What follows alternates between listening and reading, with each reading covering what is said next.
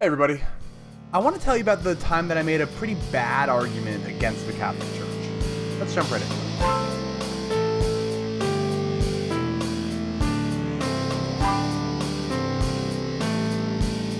So, about 8 months ago, I came up with this argument against the veridicality of the Catholic Church.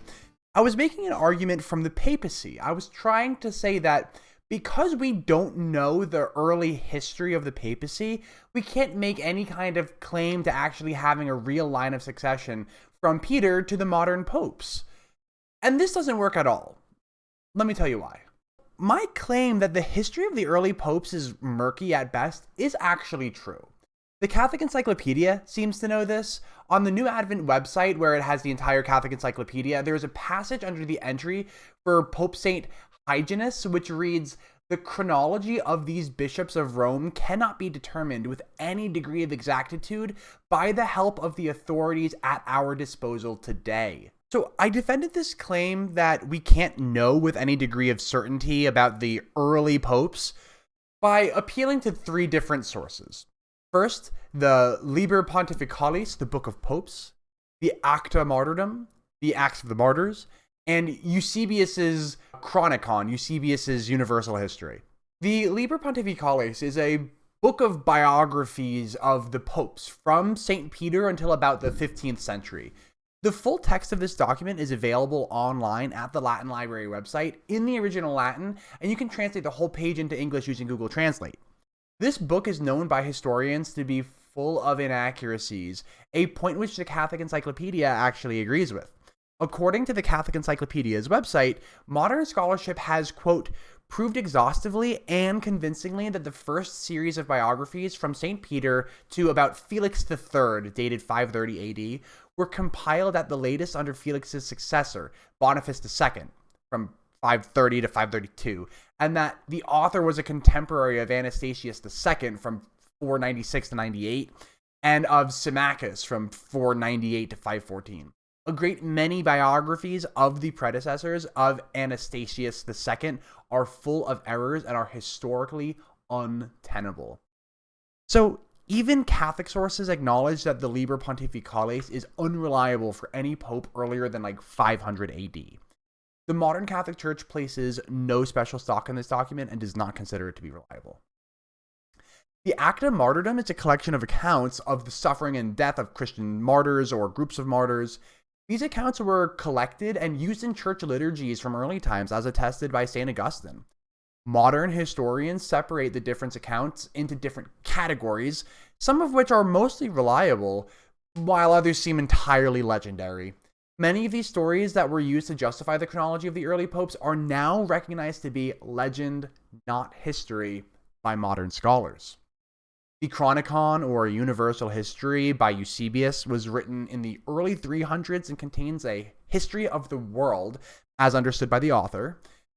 Historian Lynn H. Cohick is an American New Testament scholar, and he said that Eusebius is, quote, a notoriously unreliable historian, and anything that he reports should be critically scrutinized. In fact, Eusebius's different works have actually had different lineages of popes. While the Chronicon is more often cited, Eusebius's Historia Ecclesiastica has a somewhat different lineage of popes. Now that we've gone through the different sources, let's look at some of the proposed lineages of these first bishops of Rome. St. Jerome calls Linus the first bishop of Rome after Peter. Eusebius agrees with Jerome, and the Liber Pontificales uses Jerome and Eusebius as its sources when it claims that Linus was the first pope after Peter. St. John Chrysostom wrote that some say that Linus was the second, but he remained agnostic himself. The Roman historian Tertullian wrote that Clement succeeded Peter, not Linus. Jerome also admitted that the Latins thought that Clement succeeded Peter, but Jerome fell into camp Linus. Pope Anacletus or Cletus, they're even more muddled. Whether or not Anacletus and Cletus were one and the same person or two separate people is not even clear.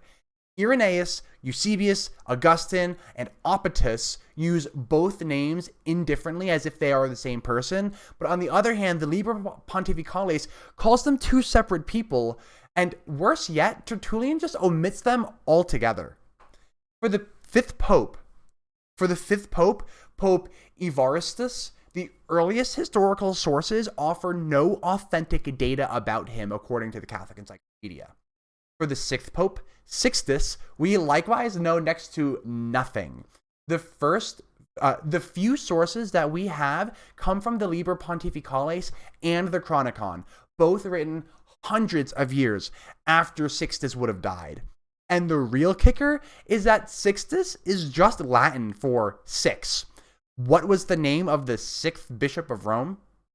Six? Really? The name of the sixth bishop of Rome was Six? The next couple of popes are much the same. Popes Telesphorus and Hyginus. The prompt from the top of this essay came from the New Advent article for Hyginus. I think that this proves my point about the history being murky. So now let's move on to the stakes and why I'm just wrong about the force of this argument. So around 8 months ago, when I wrote a little prompt for Reddit, I argued that Catholics do not have sufficient evidence to argue that the popes are truly in the lineage of St. Peter.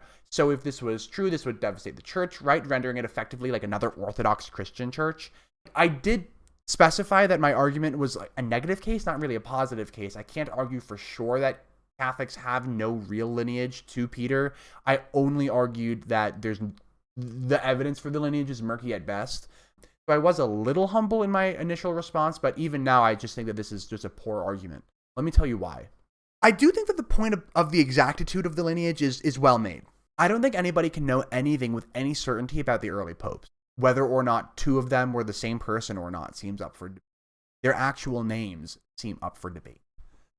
Whether or not they existed seems more or less up for debate. But that's actually not a problem at all for Catholics. See, if my point was that there's no unbroken lineage from Peter to today, then that would have been true the second that Peter died. The chair of the Bishop of Rome is empty almost every time a pope dies. Pope Benedict stepped down, but you get my point.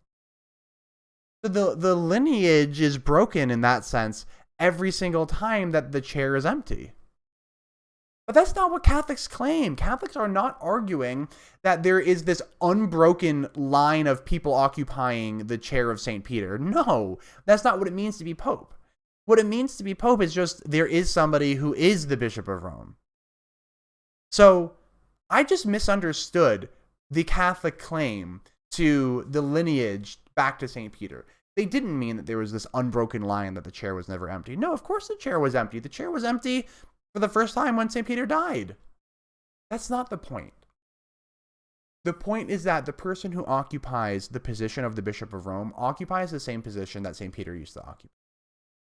And I just didn't get that, and I built a whole argument around the early lineage of the popes being murky, which it is, but it kind of just doesn't matter. Yeah, it's murky. So what? And that's really it. I thought that I was onto something here. I thought that I was arguing that because the lineage is murky, Catholics can't argue that they actually have some kind of special connection to the chair of St. Peter, but no, that's false. What's important is that the chair of St. Peter is just the Bishop of Rome. So this would be the case even if the chair was empty from the moment that St. Peter died until the moment that Francis was elected. That's it. There's really nothing else for this video. I just wanted to outline a time that I was wrong, and I wanted to call myself out for being wrong. I used to make this argument, but as soon as I posted it to the Debate a Catholic subreddit, I was set straight, and I don't make this argument anymore. I do think it's kind of interesting that the early lineage of the popes is so murky, but interesting is really about as far as it goes. There's no argument that swings from this. So, thanks everybody for listening, and until next time.